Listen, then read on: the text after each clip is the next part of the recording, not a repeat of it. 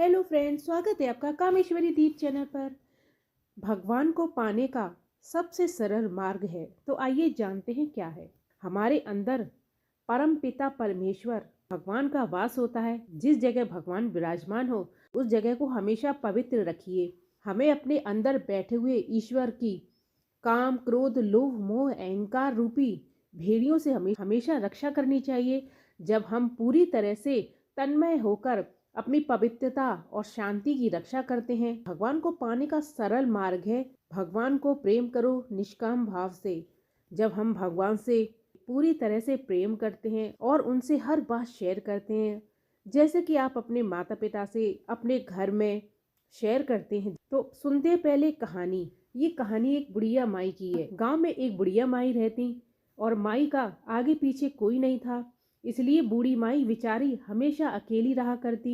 एक दिन उस गांव में एक साधु आए। बुढ़िया माई ने साधु का बहुत ही प्रेम पूर्वक आदर सत्कार किया। जब साधु जाने लगा तो बूढ़ी माई ने महात्मा जी से कहा कि आप तो ईश्वर के परम भक्त हैं, कृपा करके मुझे ऐसा आशीर्वाद दीजिए जिससे मेरा अकेलापन दूर हो जाए और अकेले रह रहकर अब मैं ऊब चुकी हूँ, मैं क्या करूं। तब साधु ने मुस्कुराते हुए अपनी झोली में से एक छोटे से प्यारे से बाल गोपाल की एक मूर्ति निकाली और बुढ़िया को देते हुए कहा कि माई ये लो, अब आपका ये बालक है, आज से इसको अपने बच्चे की तरह ही प्रेम पूर्वक लालन पालन करना, इसकी देखभाल करना। अब बुढ़िया माई भी बड़े ही लाड़ प्यार से ठाकुर जी का लालन पालन करने लगी, उनकी देखभाल करने लगी, उन्हें बहुत सारा प्यार करने भी लगी। बड़े भाव से उन्हें नहलाती धुलाती, उनको खाना खिलाती। इस तरह से बुढ़िया माई के दिन बहुत अच्छे गुजर रहे थे। अब एक दिन क्या हुआ कि गांव में कुछ शरारती बच्चों ने देखा कि बूढ़ी माई मूर्ति को ही अपने बच्चे की तरह लाड़ प्यार कर रही है। उन नटखट बच्चों ने बूढ़ी माई से हंसी मजाक करने के लिए उन्होंने बूढ़ी माई से कहा कि अरे मैया सुनो, आज गांव के जंगल में एक भेड़िया घुस आया है और वो छोटे बच्चों को उठाकर ले जाता है और मारकर उन्हें खा जाता है। अब तू अपने लाला का ख्याल रखना, कहीं इसी को ना उठा के ले जाए भेड़िया, अगर उठा के ले गया तो खा जाएगा। अब यह सुनते ही बूढ़ी माई ने अपने बाल गोपाल को उसी समय कुटिया में विराजमान किया और स्वयं बाहर लाठी लेकर दरवाजे पर खड़ी हो गई और पहरा लगाने के लिए बैठ गई, अपने लाला को भेड़िए से बचाने के लिए।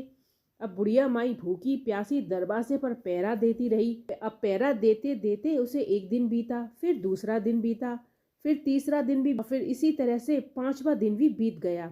अब बुढ़िया माई 5 दिन से और 5 रात लगातार बगैर पल के झपकाए भेड़िए से अपने बाल गोपाल की रक्षा करने के लिए पहरा देती रही। उस बुढ़िया माई के दिल में अपने बाल गोपाल के लिए बड़ी कूट कूट कर ममता भरी हुई थी। इस कारण उसने एक पलक भी नहीं झपकाई और लगातार अपने बाल गोपाल की देखभाल में लगी रही। अब उस भोली भाली मैया का भाव देखकर जो ठाकुर जी का हृदय था वो प्रेम से भर गया।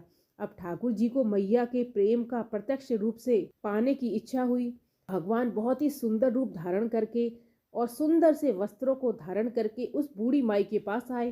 ठाकुर जी के पांव की आहट पाकर बुढ़िया माई डर गई और उन्हें सोचे कहीं वो दुष्ट भेड़िया तो नहीं आ रहा मेरे लाला को उठाने के लिए। बूढ़ी माई ने लाठी उठाई और भेड़ियों को भगाने के लिए उठ खड़ी हुई।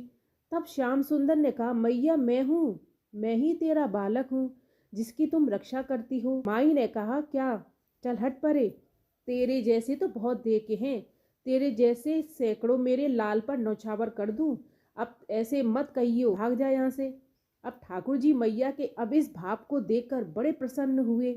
ठाकुर जी मैया से बोले, अरे मैया, भोली मैया, मेरी प्यारी मैया, मैं त्रिलोकीनाथ भगवान हूँ, मुझसे जो चाहे वर मांग ले, मैं तेरी भक्ति से प्रसन्न हूँ।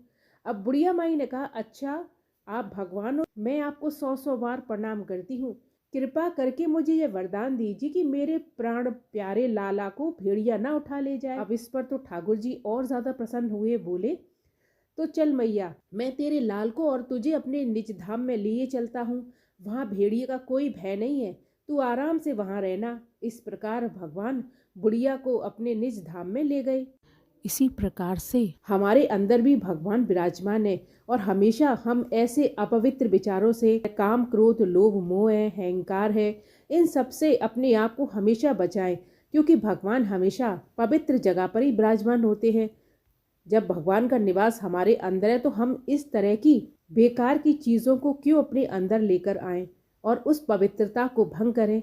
तो हमेशा शांति से, पवित्रता से अपने अंदर बैठे उस भगवान की रक्षा करनी चाहिए। हमारे अंदर भी ईश्वरीय तत्व है। कहते हैं ना, काम, क्रोध, लोभ, मोह, अहंकार पवित्र चीज को यानी भगवान को हमसे दूर कर देता है। तो इसलिए कहा जाता है कि हमें अपने अंदर इन सारी चीजों को खत्म कर देना चाहिए और अपने कर्मों को करते हुए, कर्तव्य को पूरा करते हुए भगवान का निरंतर जाप करते रहें मन ही मन में। अपने अंदर ऐसे विकारों को ना आने दें, क्योंकि आपको भी साफ सुथरी जगह अच्छी लगेगी बैठने के लिए, अपने रहने के लिए। आप अपने घर को हमेशा साफ सुथरा रखते हैं, उसमें कभी कोई कूड़ा कचरा नहीं आने देते। ठीक उसी प्रकार हमारे मन में भी, हमारे अंदर जब भगवान विराजमान है, भगवान की जगह को भी हमें ऐसे बुरे विकारों से हमेशा बचाना चाहिए। काम, क्रोध, लोभ, मोह, ये अहंकार, ये सारे विकार हैं, तो हमें इन सब से हमेशा दूर रहना चाहिए। जैसे कि हम अपने घर को पवित्र रखते हैं, उसी प्रकार हमें अपने तन मन को दोनों को शुद्ध रखना चाहिए, उसमें कभी गंदगी नहीं करनी चाहिए। तो भगवान को पाने का बहुत ही सरल उपाय है, प्रेम से भगवान को पाया जा सकता है, जैसे उस बुढ़िया माई ने भगवान को पाया निष्काम प्रेम भाव से। तो धन्यवाद फ्रेंड्स, अगर आपको मेरा वीडियो पसंद आए तो उसे लाइक ज़रूर कीजिए, सब्सक्राइब कीजिए मेरे चैनल को, बेल आइकन का बटन है उसे भी ज़रूर प्रेस कीजिए। धन्यवाद। कमेंट बॉक्स में जय श्री कृष्णा ज़रूर लिखें।